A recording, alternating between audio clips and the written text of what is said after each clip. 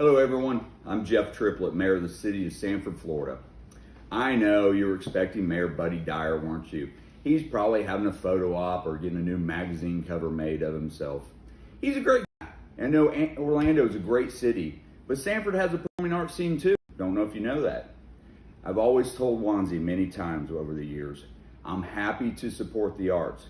I'll cut a ribbon, write a check, but please don't make me sit through one of his plays, especially the self-written ones. It's just not my thing.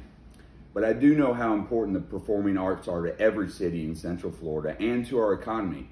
And it's hard to say no to Wanzie because otherwise you're going to end up the brunt of one's jokes.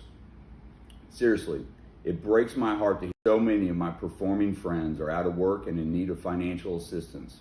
So I hope you'll join me in making a contribution to the fundraiser while you're enjoying tonight's showcase. Give generously to ensure that when the pandemic is over, the shows will go on. And now, here's Kenny Howard and Wanzie. Well, thank you, Mayor Jeff Triplett. Always a treat. Always a shout out to his main piece, Ada. You know, we just couldn't get any cooperation out of Buddy Dyer. Every week, the mayor of Orlando wore the same outfit, and people were getting concerned about it. So we just went to a distant city and asked another mayor to do our welcome for us. Kenny, you had the opportunity to go on a bar crawl with the mayor recently, didn't you? Yes, I did. That was something else. And what was your favorite bar? What was it Mannequins, called? I think? Mannequins. MANAKINS. And what kind of a bar was it? Was that? a goth. It was scary. Yeah, it's not every day you get a mayor to take you to a scary goth bar. In Sanford, no less. And the best part was then when we got there was some confusion, and somehow the owners thought I was the mayor and started sending me free drinks and asking me about noise ordinances and things. It was quite fun. And the mayor sitting off to the side just laughing.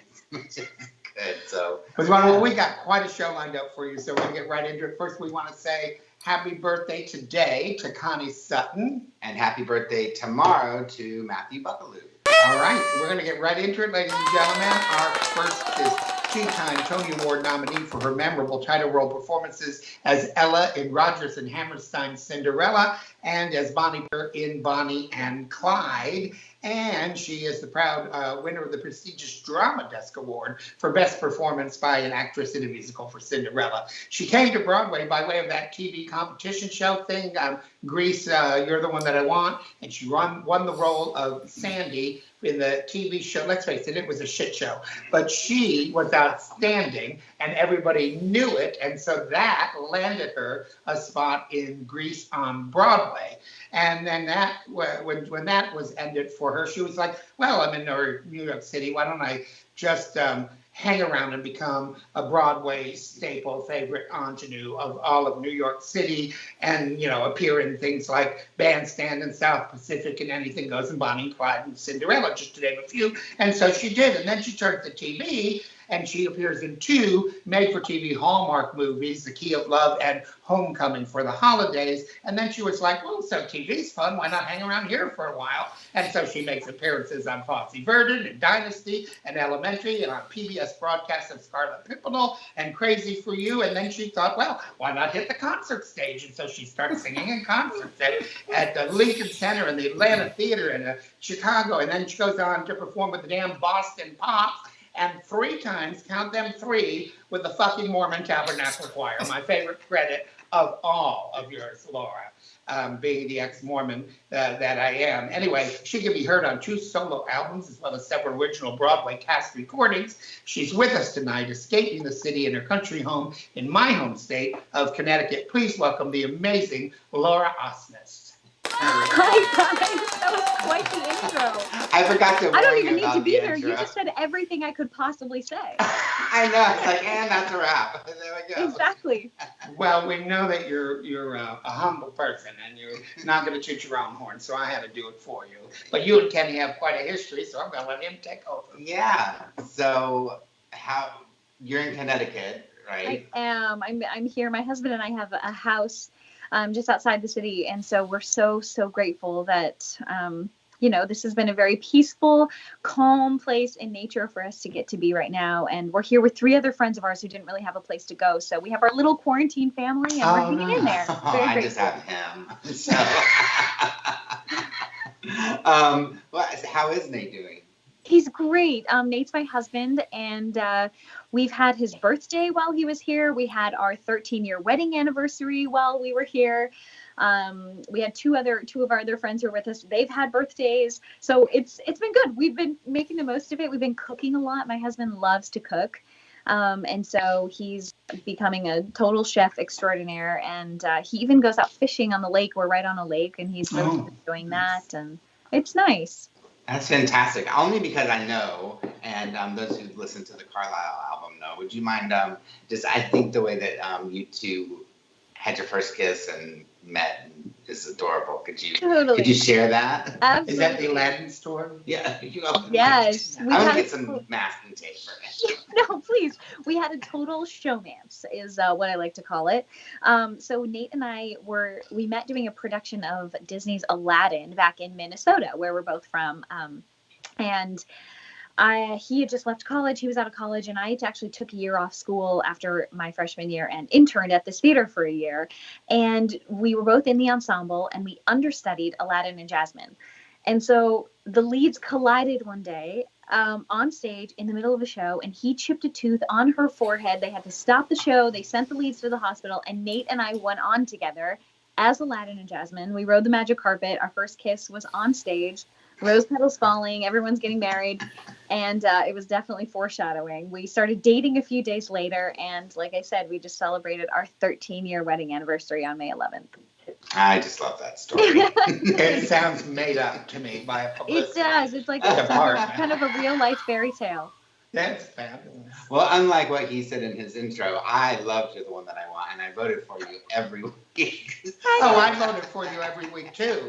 Make no mistake about it, but you were the best thing about it, let's be honest. You're so sweet. It was crazy. It was a very weird experience. I never thought I would be a reality show girl. And I feel like people who watched it were diehard fans, and then people who didn't watch it had never heard of it before, didn't know what it was. So right. And then you just came in and you were just Sandy on Grease, and people didn't know necessarily. Some of them didn't know that you went through that process in order to be on there. Yeah, that's. It's not everyone's journey. Let's just say that. The only other one is Joseph. They did one for Joseph and right. Yeah.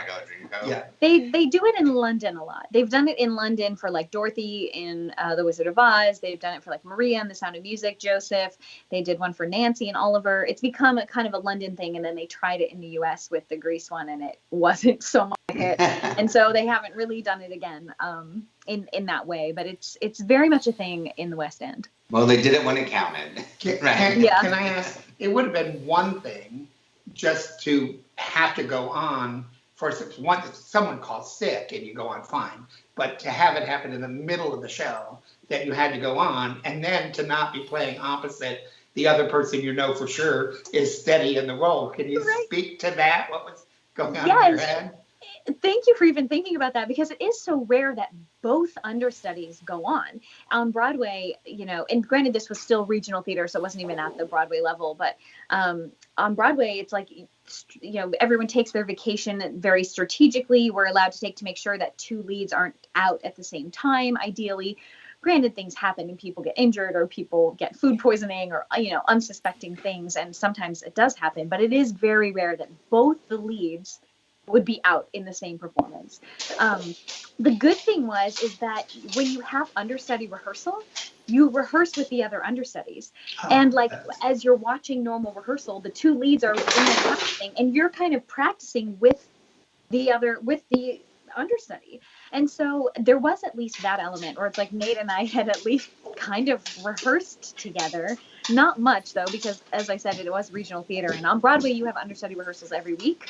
Yeah, the understudies are amazing and they're prepared and they're ready to go. But in regional theater, it's I didn't even have my own costumes. I was getting in her dress that had a blood stain on it because it's regional theater. I think we had one official understudy rehearsal, but it was fine. At least I got to do it with Nate, and we were good friends leading into it. We definitely had some chemistry, but I had just gone through a breakup. So I wasn't quite in the place where I thought I was going to be ready to like move forward, but going on together kind of sealed the deal. It was like, okay, I think this is meant to be. 3 days later, you were ready. Yeah.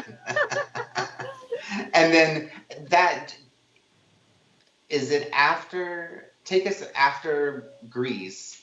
Mm-hmm. Was it, Bandstand? Or? No, Bandstand was South Pacific. Next was South Pacific. So yes. I did Grease for a year on Broadway, and it was so wonderful, dream come true. And then the next Broadway show I did was South Pacific. I replaced Kelly O'Hara, Broadway legend, in that beautiful production at Lincoln Center. But what happened is Kelly got pregnant, and so they were seeking an immediate replacement as her baby bump was getting bigger every day. And I thought it was such a long shot for me to place her. I was 23 at the time, and we're 10 years apart. So she was in her 30s and I was brand new, and I just wasn't expecting anything. I was shocked to get a call back. And I ended up having a series of 4 auditions, jumping through all the hoops and having all the people see me before I finally got that offer for that role. And that was really a life-changing moment for me. Like Grease was one thing, but I feel like booking South Pacific actually legitimized me. Mm-hmm. Oh, absolutely. I definitely agree. Well, especially following the footsteps of Kelly. Yeah. Wow. And then Bonnie and Clyde, right? Then Anything Goes. Oh, okay. We can't do dates. I was doing Bonnie and Clyde out of town in Florida, actually, at Oslo Rep. When I flew back to New York on a Monday to audition for Anything Goes, and found out I booked it that day. So I didn't have to jump through as many hoops that time. The director of Anything Goes was Kathleen Marshall, who was the same director as Grease. And so we had worked together on that. And I got the offer that day to do that. I found that out while I was doing Bonnie and Clyde at Oslo Rep.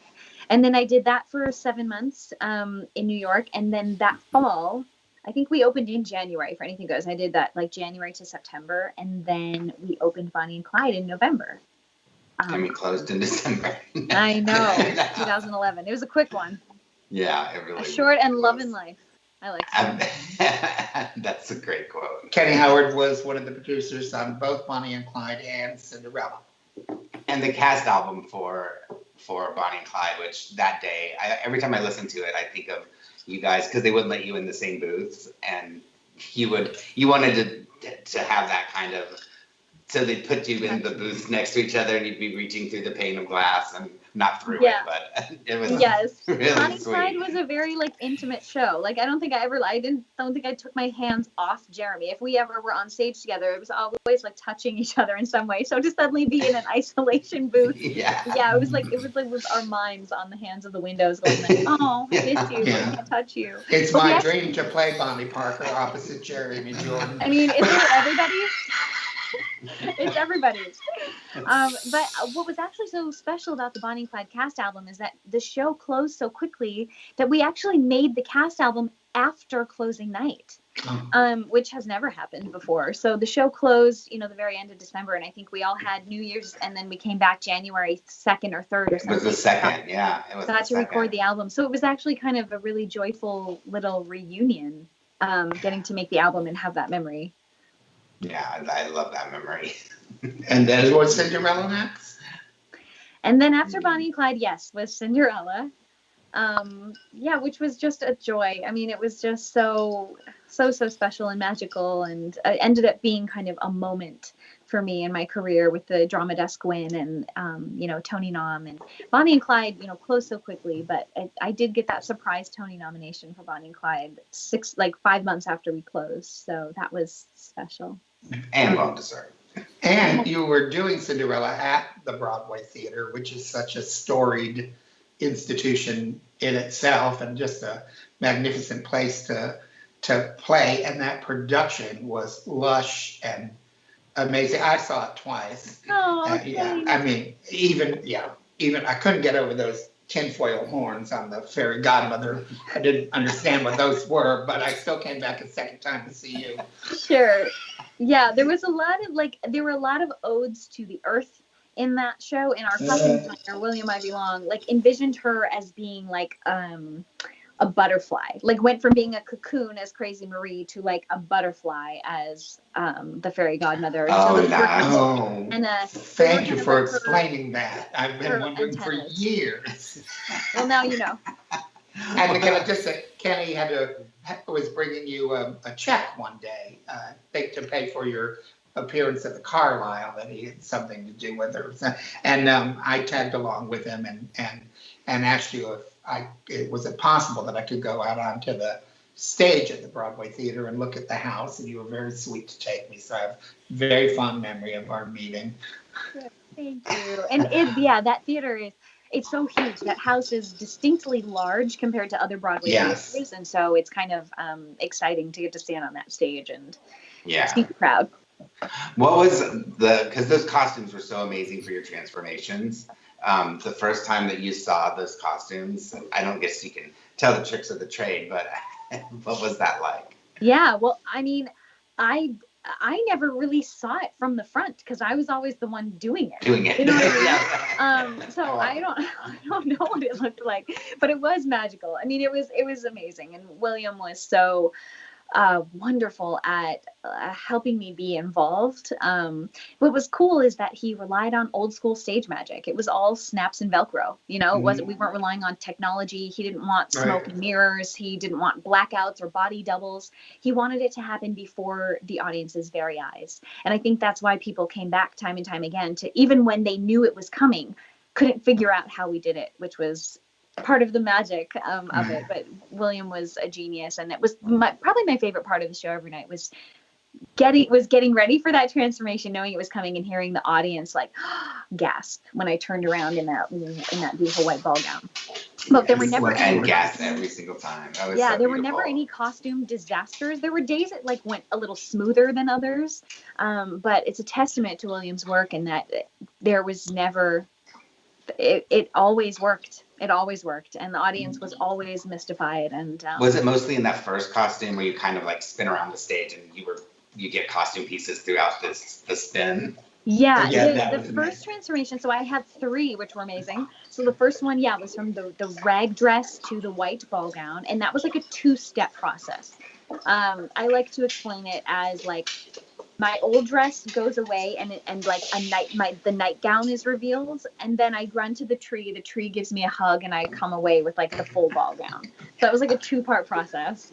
And then there was another. The second transformation was like going from the ball gown with the cape back to the rag dress, and that it was a pull away. Like my dresser was hidden on the set, and it was like a rip away outfit. It was like suddenly my rag dress was revealed again.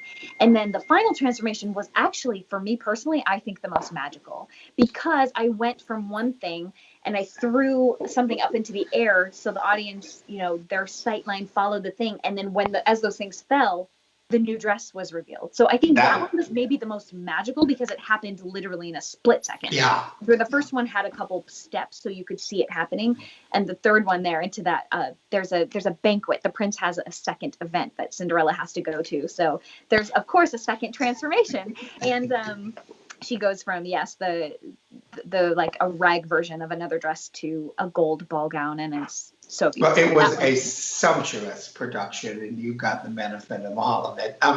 There's something on we got to wrap up. But I want to ask, was there something on the horizon for you that's got put on hold because of COVID, or what's up next? I did Bandstand after Cinderella. I just shout out to Bandstand because we didn't get to talk about that. But when I'm not in a show, I do concerts. So I travel and sing with symphony orchestras, and I started a concert series called the Broadway Princess Party with me and 2 other girls who have been original Disney princesses on Broadway. And we tour, and that's been super fun. And we had a bunch of concerts this spring that were put on hold. So hopefully once the world starts rolling again, we're able to dive back into either doing concerts before the next Broadway show comes along. All right, but are you currently doing master classes or? Oh yeah, we were going to talk about that too. So what's been keeping me busy during COVID and during this time is I've been teaching online master classes a lot. So if you have a theater group or want a private coaching on your audition song, or want to do a Q&A, I work with a bunch of different companies, one of which is actually the Broadway Princess Party. So we just put on our website a few days ago, we're doing some master classes and shout out videos. So definitely check it out. Follow me on social media. There might be a few princesses in Orlando who might be interested. Yeah, nice. Please do. Please reach out. Before we say goodbye, is there anything that you want to say to our listeners here, and mostly in the Central Florida area? Yeah, well, first of all, thank you so much for all your support. I know we have so many just fans and friends in Florida. I've gotten to go several times to Naples and West Palm, Miami to perform. So thank you guys for all of your support. And also, let's not forget why we are here today. And please remember to give and donate. Be generous with what you can. Thanks. Great. Well, Laura, I have some footage that I pulled from one of your Princess Diary BroadwayWorld.com videos of when you, and is that the prince with you? Yes, and Prince Santino. And the other young lady is? The other young lady is Santino's wife, Jessica. Jessica. And then who came with me was my dresser, Tammy. So this was while you were performing on Broadway. You make literally a one-day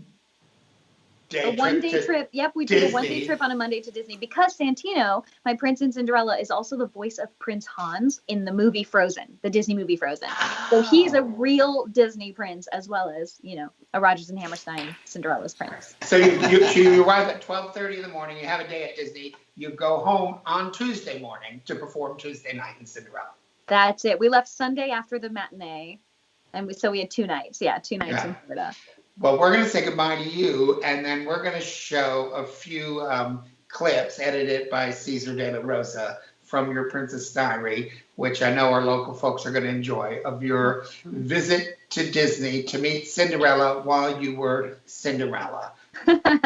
Thank you, guys. Thank you. We love you. Bye. Rich, let's...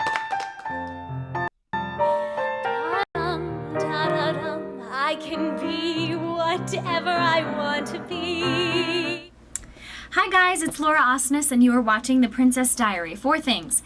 1, this is the final episode of The Princess Diary Season 2. So I will miss you guys so much. It's been a wonderful journey.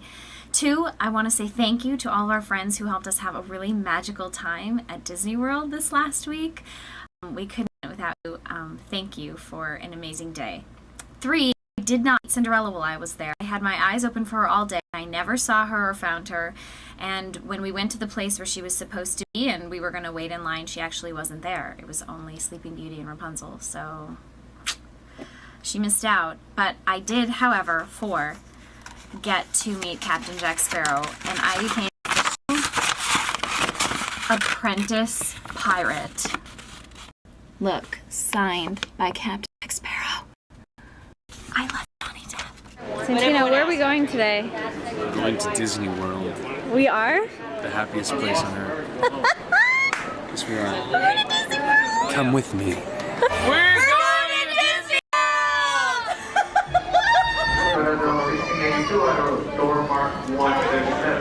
It's going to be 2. If you have an emergency seat, which is row 137, all customers should be on board. Thank you. We need to have cover of every child on this aircraft. We just landed at the Orlando International Airport. It is 12:20 a.m. in the morning on Sunday night. Here we flew in, and now we get to take Disney's Magical Express right to our hotel. Yes! We're at Epcot. We're visiting the world. We already visited France.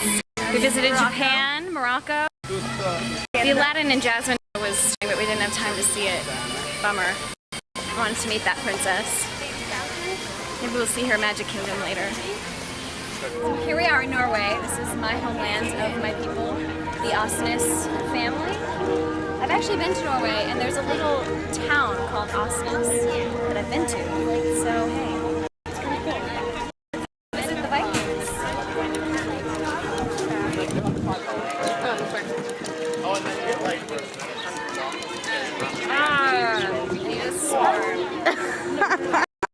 I know how to say one thing in Norwegian. Snakker ikke, and it means I don't speak Norwegian.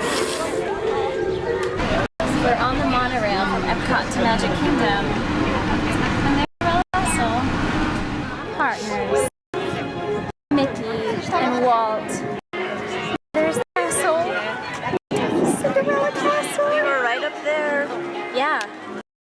Tell us what we did. We went to the Cinderella suite. They didn't let us take camera, so but we got to go in and see her. That window right there, I believe, was the bathroom? No, that's the study. That's the study.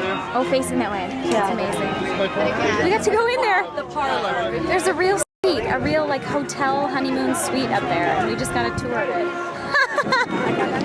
So cool. Santina's getting coffee. We're gonna get some pictures in front of the castle. What a great day. It's like 90 degrees. It's beautiful. So we just had a glorious dinner at the hotel, and Tammy and I took a dip in the pool, and we're finishing the night by the fire, the campfire outside. We had such an amazing time at Disney World. Thank you so much for taking us on our journey of the Princess Diary. Bye.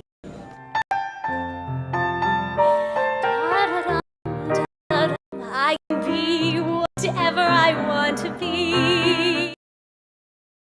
What are we coming off of? Oh. And there we have Cinderella at Walt Disney World, ladies and gentlemen. A couple of housekeeping things real quick.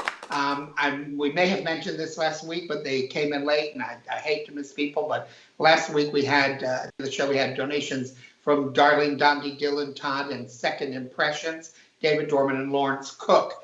Starting off tonight, we've had donations from Margot Dixon, Rosemary Welton, and Elaine Wood, totaling $100. If I didn't say your name and you've donated, I don't see them in real time. We will get to them. Our friend Rick Claggett, shout out to him over at the Watermark Tote Board for keeping on top of this. We got to do a lot better than that, folks. We need to raise some cash tonight. So remember, you don't have to give $100 or $500 but you can. But if you would have been going out tonight and buying a drink or a ticket to a drag show or a real show, take that money if you have it and make it be your ticket for this show. And the money will go to someone who absolutely needs it, and it will get to them quickly. We have served 167 performers now with $100 gifts. And so moving right along, ladies and gentlemen, our next guest was born and raised right here in Orlando. That's a rare thing. She grew up in the theater community, and she has been seen around town at Fringe and the Abbey and Orlando Shakes and Central Florida Vocal Arts and Beth Marshall Presents, and most recently at the Orlando Rep. She recently moved back home after graduating with her BFA in music theater from Florida University. Her favorite credits include Velma Von Tussle and Hairspray, Max and How I Became a Pirate, Estelle and The Full Monty at the Abbey under the direction of Kenny Howard and Blue choreography, and most recently in Pete the Cat at the Orlando Repertory Theater. She's currently isolating in place in one of my favorite Orlando neighborhoods, Eola Heights, and she has an amazing voice that is going to blow your way. Please welcome to the showcase the very lovely Gabriella Juliet. Hello, Gabby. Hi, you're so fine. Hey, Gabby. Listen, I hate to do this to you, but it's just so right. Coming right off of Laura Osnes and Cinderella, we're going to save your interview till after we hear you sing your first song because it fits in so perfectly. Set it up for us. Sure. The song you'll hear today is from Disenchanted, the musical, one of my favorites. I saw it way back when at the Abbey with the beautiful Michelle Knight. She was Snow White, and along her and all the other princess posse, they are not your typical heroine, and they come and tell you what the Disney princesses are really thinking and really up to. So this is my favorite song, and it's near the end of the show. Great. So let's have a look.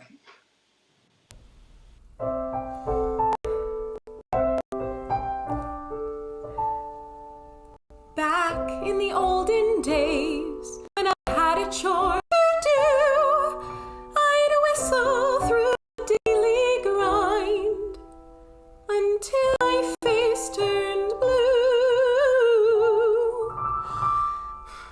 Now the centuries have passed, and I pray things change real soon. 'Cause here I am still whistling while I'm dusting, while I'm whistling, and as a woman that gets me bristling. So it's time I changed the tune. Now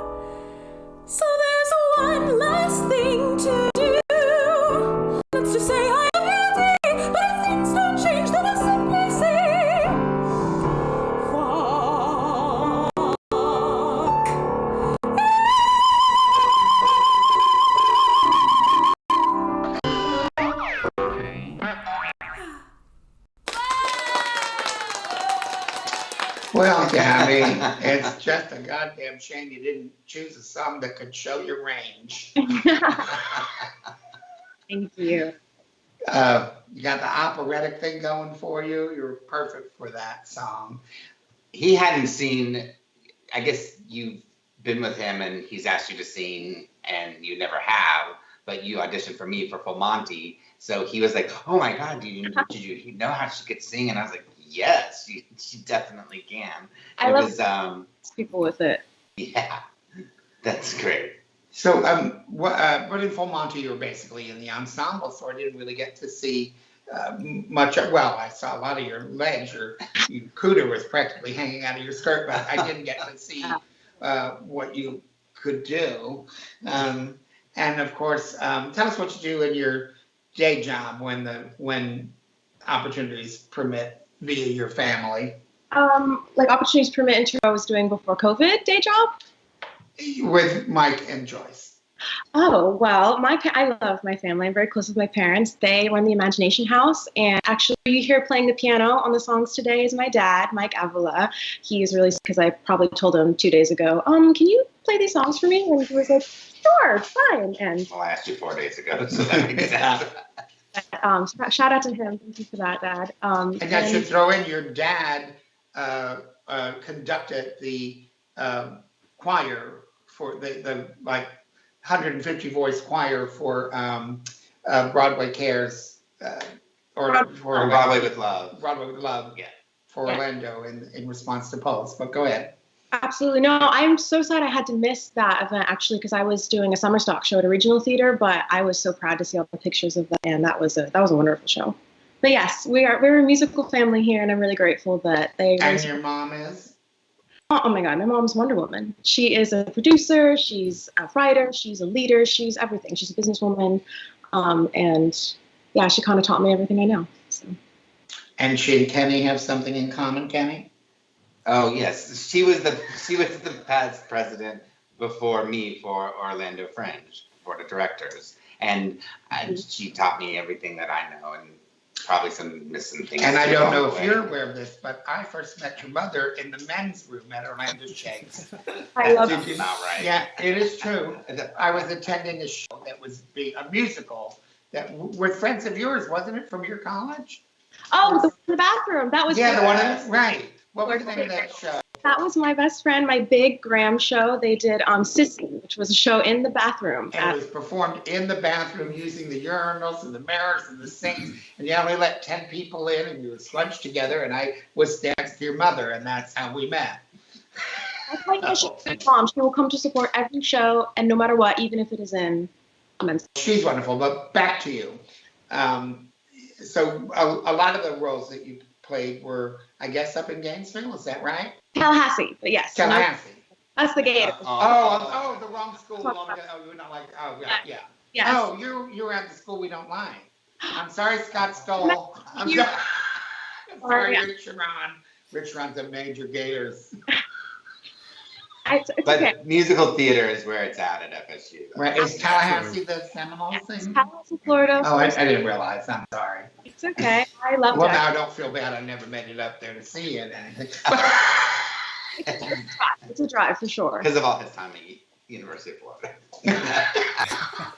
So before COVID, you were actually in the middle of a run of a show, correct? Absolutely. I was in the middle of a run of one show, and I was about to open another show, as so many of us in Orlando were. I was at the Orlando Rep doing Pete the Cat. It was so much fun. I miss it so much. We did 2 shows a day, 6 days a week, and the kids would come in. And I was also in a production of 9 with Central Florida Vocal Arts, Paul Castaneda, Teresa Smith, and that group was running that. And we were about 2 weeks from opening when everything shut down. And for me, that was March 13th. I had my Pete the Cat show. We came in the morning to do our show. We had 2 shows that day. We did our first show, and then unfortunately, Jeff called us up and told us all the news. But this was back in March, before when everyone didn't know what was going on. And well, I hope to goodness that still comes to fruition. 9 is one of my favorite musicals of all time, and you are perfect for it. Let's set up the next clip, shall we? Also a throwback to Laura Osnes, because she started with Grease and that TV thing. And you're going to do a song from Grease. Which one is it? RZA's song, There Are Worse Things I Can Do. I would love to be RZA one day.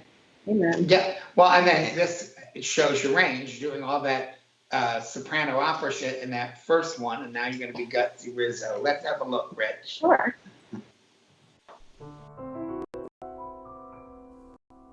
There are worse things I could do than with a boy or two, even though the neighborhood thinks I'm trashy and no good. I suppose it could be true, but there are worse things I could do. I could flirt with all the guys, smile at them and bat my eyes, kiss against them when we dance, make them think they stand a chance, then refuse to see it through.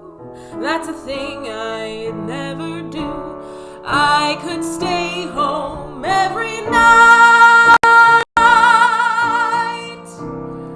wait around for Mr.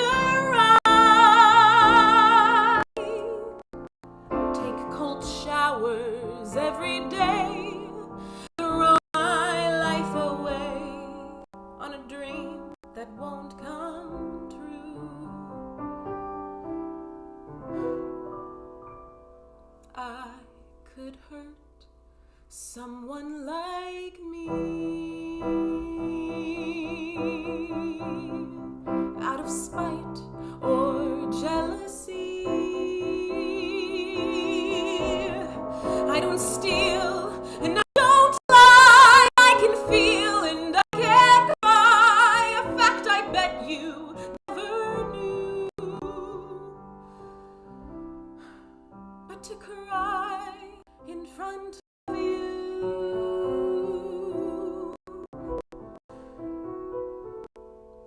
that's the worst thing I could do.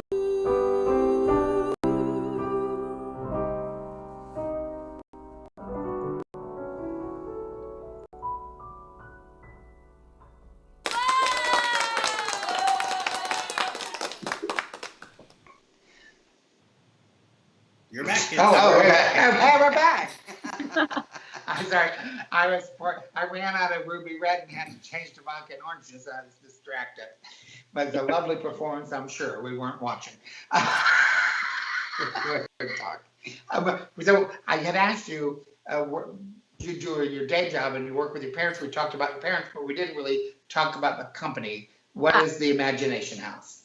The Imagination House. How do I even answer that in a quick sentence? We do everything from full-scale video production to theatrical production. You just go to their website. There you go. If you go to the website, let's just say that their clients are like, they've done the music for Disney parades. They've produced the opening and launching of ships for Disney cruise lines. They've done ceremonies and musical spectacles for Universal. They are known to be the go-to company when cruise lines need entertainment, which is how Kenny and I and Blue have been very fortunate to work with the Imagination House and have gotten some wonderful trips to Europe out of it and Las Vegas to be inspired and to install shows. So we have a PSA coming up in a minute, produced by the Imagination House, which you're in, which we've tried for 2 weeks to show, but something was wrong. We got it fixed out. Third time's the charm. It's going to work out, I promise. It's gonna work. Right? But so possibly when we come back from this, will 9 still be on? I hope so. Both Pete the Cat and 9, I've heard, as soon as, everything's up in the world right now, but both producers have let me know that as soon as we are able to, that they're planning on remounting. Castaneda and the Orlando Rep. So people, if you haven't seen it before and you're impressed, you're going to be more impressed with this last song. You know where to see her when this is over. Pete the Cat at the Orlando Rep, and is it vocal? Central Florida Vocal Arts is the Central Florida Vocal Arts for 9. At the Orlando Rep. You chose a song for the last one, which is one of my Very, very favorite. I love a story song. I love a song, Kenny and I both, song with relationships. The reference to 9/11 in here is so poignant. It's not a short piece, No. and it's one you have to listen to, but it just is glorious. But I've heard so many people do this song, Gabby, like pros who do not deliver it with the sense of phrasing and acting that you do. Set it up for us. Thank you. Well, I love this song. This is one of my favorite songs. I actually sang years ago when I first auditioned for Florida State. And I love it because it is, like you said, it's a storytelling song. And I think that the best musical theater, if you can just rely on the story to do it itself and just tell it with honesty, and that's what matters. And especially with where we are in the world right now and how much pain New York City is in, this song really felt appropriate for me to Yeah, share. still prescient. The song is "I'll Be Here." I'll Be Here. Ordinary Days. It's from a not too well known piece called "Ordinary Days." Explain to us what that is. It's not a typical show. Right, it's not a typical show. There's less plot as much as there's music, but it's for young New Yorkers, and it's kind of lives intertwined with each other. And the role I'm singing is Claire, and this is her song at the very end of the piece. And she's mourning, but she's also moving on. She's also taking in everything. It's a powerful story. And you act it beautifully. We should give a shout out to the writer. Do you know who it is? Adam Guan, absolutely. All right, let's have a look. Thank you, Rich.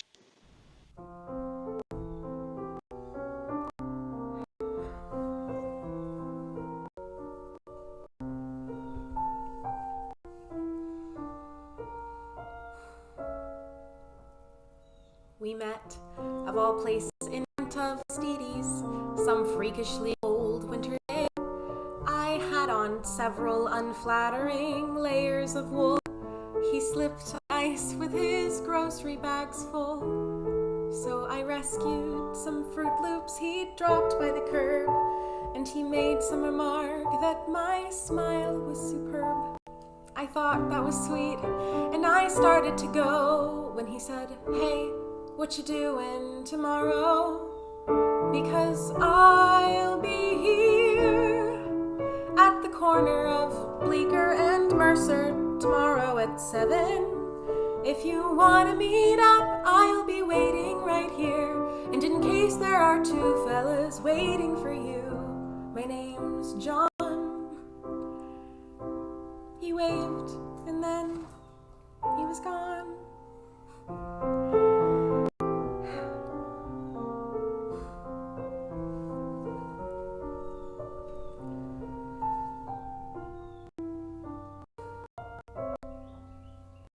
Needless to say, I went back there to meet him, mostly to see if he'd show. And there he was, out in the cold, with his jacket pulled tight. He took me to dinner and kissed me goodnight. We went to this terrible play, and the week after that drank hot chocolate all day. And suddenly 8 or 9 months had flown by when he said, "Hey, what you do the rest of your life, because I'll be here beside you as long as you want me to be. There's no question, there is enough. I wanted so much in my life. This might sound immature, but I'm totally sure you're the one." And we had just begun. We hitched in September, our favorite month. A rock band that played in this old synagogue, and we bought an apartment on 17th Street, act about children getting a dog. Our first anniversary came in a flash, and we promised to take the day off. We had to step into his office that morning, and so I went walking uptown this baby. And I heard on the what I thought was a joke, till I noticed the sirens and saw all the smoke. So I ran back home with this feeling of dread, to the voicemail he left, the last words he said.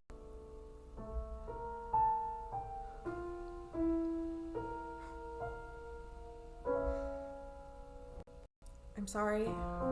I don't want to ruin your evening by bringing up all of this stuff. You're probably wondering why I even called you tonight. Well, today something happened that spooked me, alright. I saw this storm cloud of papers fall down from the sky, and I thought of the day, and I started to cry. When indoor as I be, I heard John, clear as day, saying, hey, you're about to move on. It's okay, because I'll be here, even if you decide to get rid of my favorite sweater, even if you go out in my bathing gear, instead of sitting at home, letting all of life's moments pass by.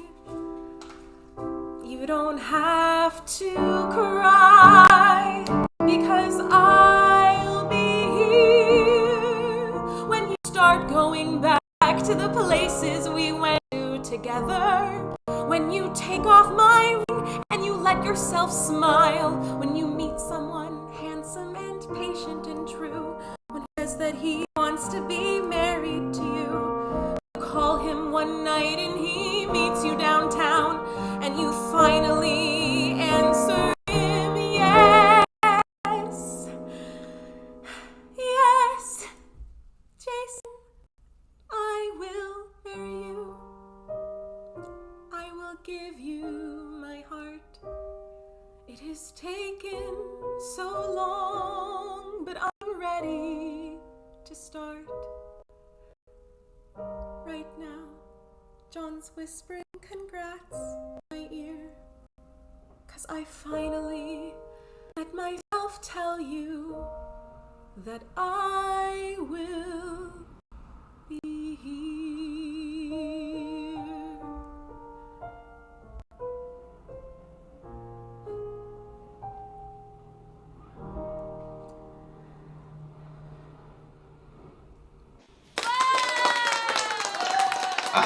That song is just so beautiful, and you did, like you said, you did such an amazing job. When it gets to the part about the smoke and the oh my God. So on that note, we need to wrap up, but I just wanted to ask, you had said you'd been watching a lot of television, but I'm almost out. What are you binging? Oh my gosh, I've been watching way too much television. Everything from the beginning of quarantine, I started with like the Love is Blind and the Tiger King Netflix route. And then I went to Hulu, and I've been doing Law & Order SVU, Dave, Westworld, lots of RuPaul, like Westworld was season 3. I just finished it. You cry. The last episode, it was everything. I haven't watched it yet. Definitely worth it. This was confusing for me. I'm still putting all the pieces together. But Season 2, I stopped watching halfway through and picked back up with season 3. So yeah. I think we're going to know it'll all come together. Before we let you go, is there anything you'd like to say to everyone watching? Yes, of course. Remember, while we're here today, please support all of the Central Florida artists like me who are out of work and need emergency financial aid right now. Click the link above your screen and donate. Donate. Wonderful. Thank you so much for being here and providing us with beautiful songs. Bye. Just want to say, just had a $50 donation from the lovely and talented Joe Swanberg. We appreciate that. So we're up to $150. We're usually at about the $500 mark around this time. So please, people, if you're watching and you've got a little to spare, we can't be letting all these people who are performing for free, Laura Osnes, for God's sakes, calling and give us their time. It's got to be worth something. And your Central Florida neighbors really need your help. Please make a donation if you can. If you can't, we're glad you're with us. We have a little break here to take. We have a PSA coming up from the Imagination House, which with Gabriella is associated. We've tried it 2 weeks prior. It didn't work, but we think we've got it fixed. And I put a couple of feelers out to people saying, from the first broadcast, is there anything you might want to see? And overwhelmingly, one of the things that came back was the duet by Sam Singhouse and Randy Solomon that was on our launch, our 3.5-hour telethon we did a couple of months ago. Baby, it's a parody of Baby, It's Cold Outside, which is Baby, Please Stay Inside. So enjoy these clips from the Imagination House and Randy Solomon and Sam Singhouse. Hi everybody, we're the Imagination House. We're the Imagination House. We're the Imagination House. We're the Imagination House. We hope you and your families are staying safe through these upside down times. We've all been affected by the COVID-19 shutdown. And we just want to say that we know things are tough right now. But we're all in this together. We're in this together. So while you enjoy the performances today, we hope you'll consider donating to the Central Florida Artists Relief Fund. Just go to the link at the bottom of the screen and give what you can. Every little bit helps. Every little bit helps. Every little bit helps. Thank you. Thank you. Thank you. Thank you. Stay strong, Orlando.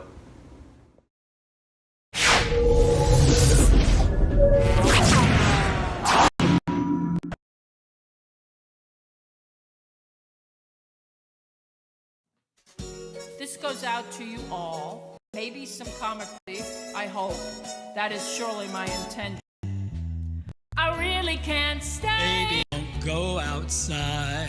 I gotta go But play. baby, just stay inside. This quarantine's Been hoping that you'd so stay in. very long. Can't hold your hands, they're full of The news is really making me worry. I hope this virus leaves in a I hurry. know this is a terrible Don't ball. let me hear you sneak out the door. Really, I'd better chill. Don't wanna get anyone Well, ill. maybe just 1,000 drinks As more. Cuomo says, the cases will Some soar. morons don't think That it's so bad out there. and we're being hoodwinked By the guy with the awful hair. The lines in the store are out the door. We're trying to fight the toilet paper war. I'm gonna go out to dinner. Really not getting much I thinner. know it isn't what I We deserve. really have to flatten the God curve. help me, I beg. Baby, just stay inside.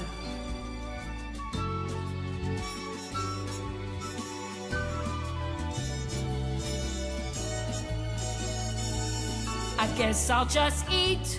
What's there to do all day? I can't see my feet. Blame that on Frito-Lay. I'm starting to look You always look good like to me. a balloon. Put down that fudge and lock the I fridge. try to work out for a bit. Just go for that sexy glow. I knew I was a little unfit. You're schwitzing from head to toe. Maybe I should think about yoga. Stretch. I wonder how I'd look in a toga. I think you look svelte. I miss all my friends. Honey, you'll see us soon. Can't wait till it's end. Let's have a party in June. We'll really be great when we'll hold hands. We'll hug and kiss and dance the whole night. Have to try to forget the sorrow. Know the sun will come out tomorrow. It seems to be too good to be true. Perhaps we'll have a highball or two. I know I must stay. Randy, just stay. Randy, just stay inside.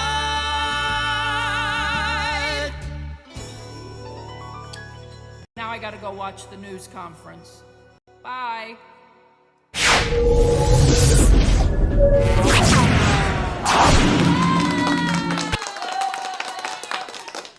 Yes, it finally worked. Third time. They put so much effort into that, and it's so beautiful, and now everyone got to see it finally. So Thank you to the Imagination House and to Randy Solomon and Sam Singhouse. And we shout out to Brian Cole and the Edge Factory for obviously Sam and Randy were not in the same place. So to make that video happen took some magic and that's of Brian Cole at the Edge Factory. Ladies and gentlemen, here to close out the showcase tonight is the Victorian Horror Troupe, which Good Day Atlanta called one of the most unique theater troupes in the country, celebrating 11 years of productions with troops in Florida, Georgia, and St. Louis, Missouri. Get ready for a unique tapestry of whimsically macabre theatricality. I'm drunk. From haunted poetry and tales of terror to fantastical dancing, gotta make up words, fantastical dancing and sideshow performances, Phantasmagoria is there for whatever your entertainment needs may be. So let's welcome to the showcase the goodwill ambassadors of Phantasmagoria, Lord Byron and Lady Simone. Hello. And there they are. I like it. Oh, I'm completely drunk. And I'm water this week. Last week it was me. I normally drink Deep Eddy Ruby Red vodka, which is only 70% alcohol, but I ran out, so now I'm drinking real vodka, which is 90%, but at the 70% rate, and so I got a little ahead of myself tonight. So forgive me. He just said drinking. He's getting southern. He's drinking according to Simone. Are Lord Byron and Lady Simone married? Lady Simmerine, are the characters? Simmerine. You know what? That's what I wrote down, and then when I was going through it, I thought, Jesus, I fucked that up, and I changed it to Simone. We practiced this. Like submarine with a cinnamon at the beginning. Ooh, submarine. Yes. Lady Simmerine. Lord, are you married? The characters are not. The people they know named John and Dion are indeed married, yes. Oh, John and Dion, who are not present with us tonight, they produce the show. Yes, we talk about them by backs all the time. I see, right. And John and Dion live in Sanford, so you were well represented at the start of our show by your mayor tonight. Where do you two live? Yes, Jeff Triplett, we adore him. He is one. He has opened our show for us before. He's a little frightened of us, but we enjoy him. Yes. Oh, he's a little frightened of physicality, period. He's, there's a reason he's the mayor of Sanford. Let's just leave it at that. But Lord Byron and Lady Simmerine, Comatose, where do you live? Yes. Well, Byron and Simmerine, we have lived in a void, dear heart. The void since the dawn of time. We come out only when stories need to be told. Well, on that note, I think we should probably go to our first clip, Rich. This is a portion that I took from a promotional video that Lord Byron and Lady Cinnamon Toast played at MegaCon or something at their booth to attract people. But I think it gives a really good overview of just what they are all about. So it's visually stunning once you get past the opening, but listen and watch and you will be delighted. Rich?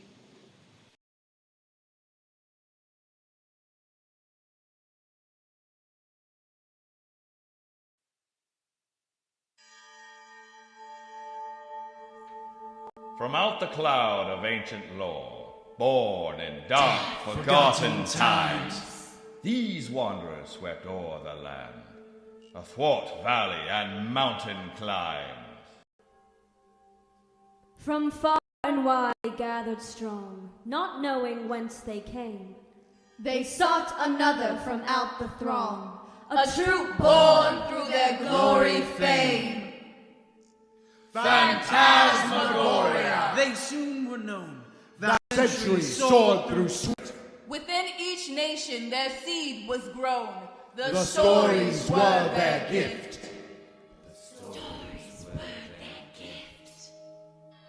The tales they told brought fear to all, conjuring beasts from hell-born doom. Fates and muses who sound their call brought life to the weaver's loom. Until the day when worlds are torn, and demons gather nigh, for of the stories they are born, and of the stories they shall die. They shall die.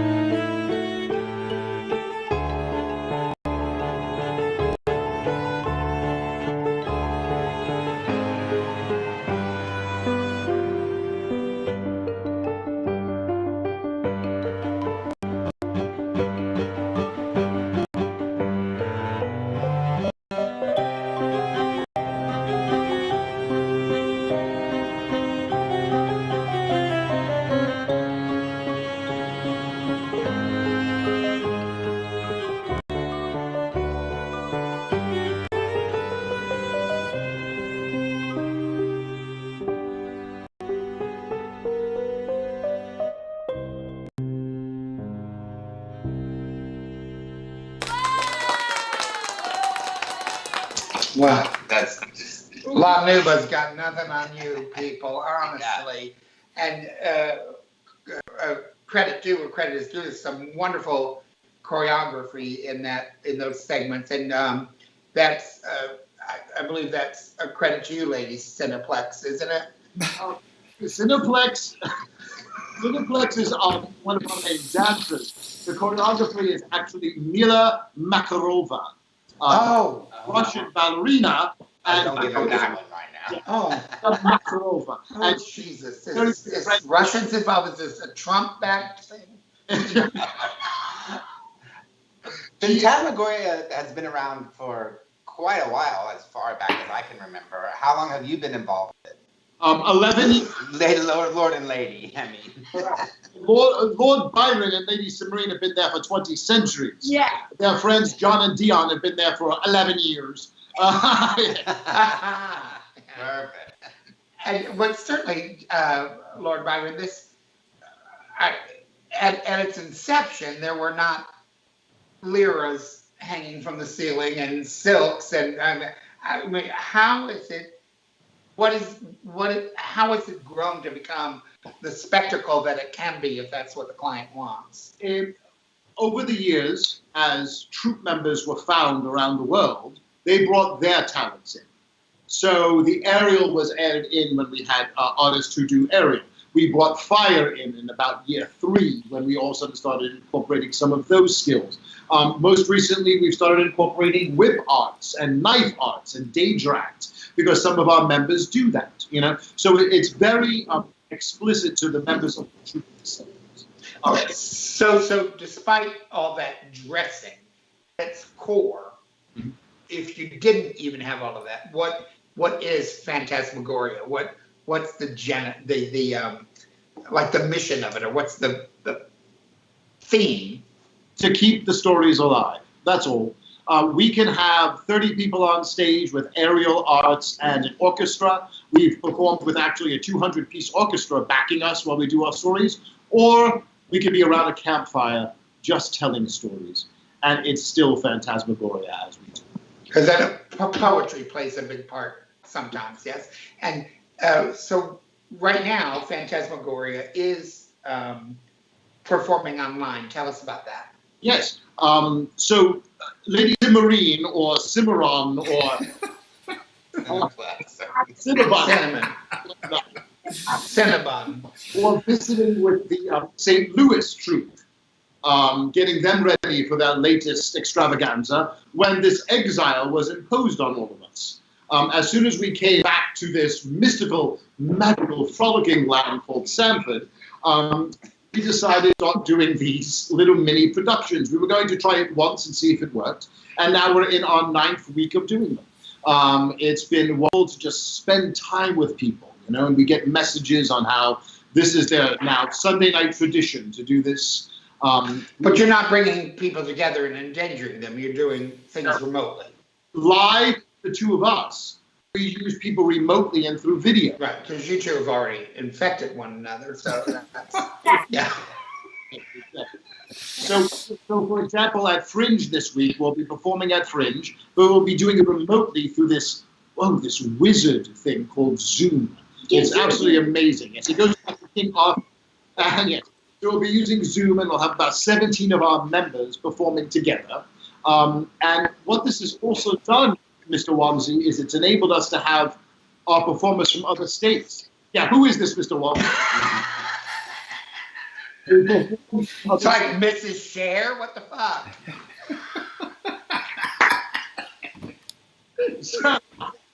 So like tomorrow night, we'll have some members from St. Louis performing with us because they can do that remotely. Yes. That's cool. And how do people find you?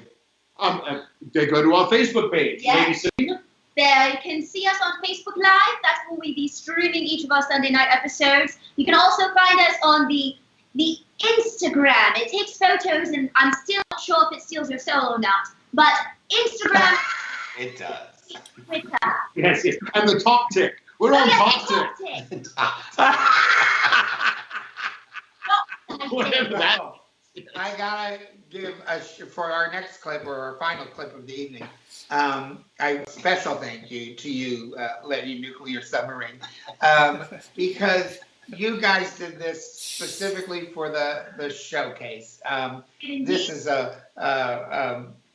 Cinnabon is gonna perform a fire dance, and you did this like outside in your own front yard, right? Just for us. Oh, yes. All right.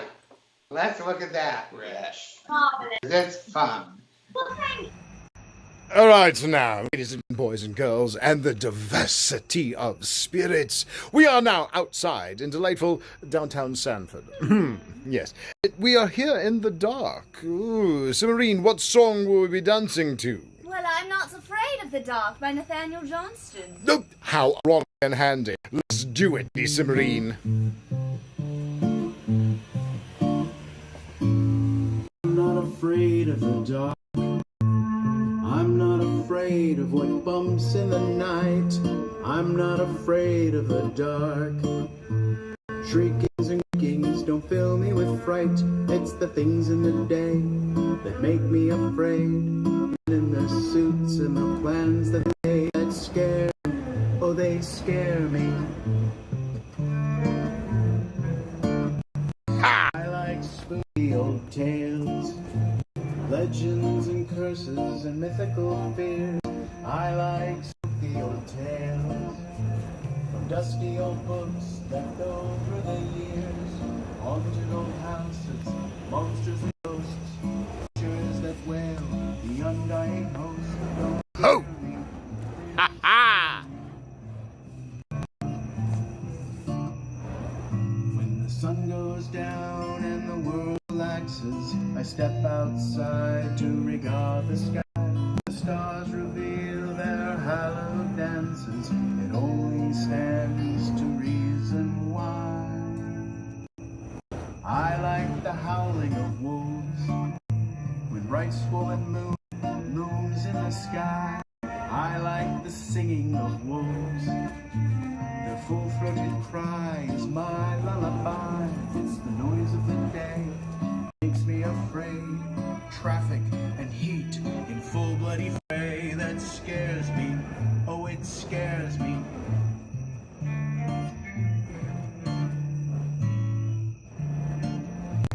Oh.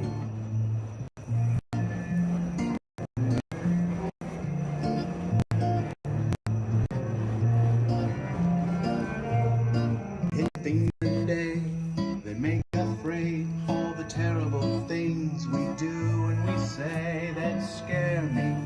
Oh, they scare me.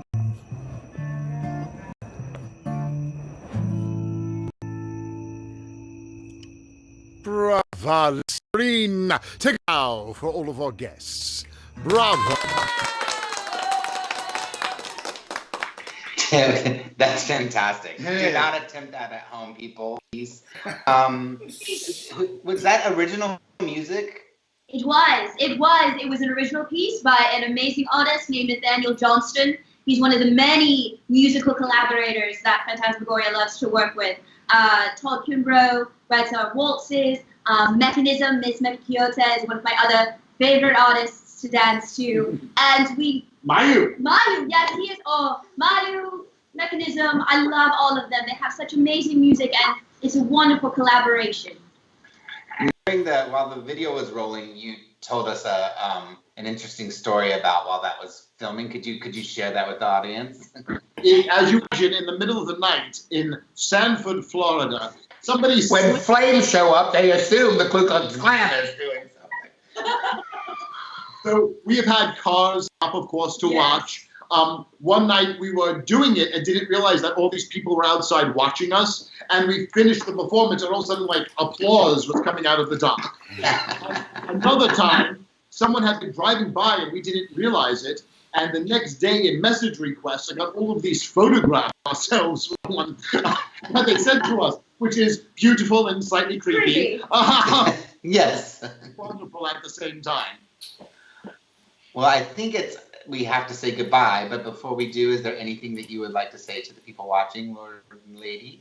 I want to say something to the two of you. I want to say to Wanzie and Rich, who's there in the control room, and to Kenny, thank you. Thank you for everything you're doing these last couple of weeks. It has helped to unite the community, and it has helped the people who need the help right now. And so I just encourage everyone to send the money to this wonderful cause.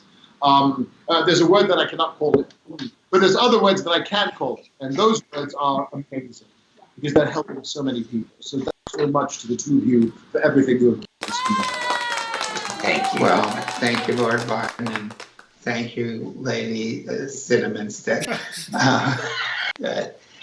We love you, and everybody tune in tomorrow, see their stuff. Thank you and goodbye. Bye. Well, it's good to happy birthday to somebody, because birthday girl Cotton has made a contribution, and so has Christy Kubchick, who contributes weekly at 50's Going Theater, and Mike Avila, who was the accompaniment and the parent for Gabriella Juliet. And this, ladies and gentlemen, concludes episode 6 of the Greater Orlando Social Distance Showcase. Rich, where are you? I'm here. Let me see. Where am I? I don't know. Are you there? I'm here. Yeah. Is the co-host with you tonight? People like to see him. No, he took off on me. You know. He doesn't like you on show days. He knows. He's not happening. He knows it's fire. time. It's true. Yes. He knows all about it. Yeah. Well, all right. Well, there are always a few people who need to be thanked that you don't see at the beginning, that you do see at the end credits. And we've got some special effects now added to the end's credits. It's gotten fancy. That weren't there before. So give a look, if you will.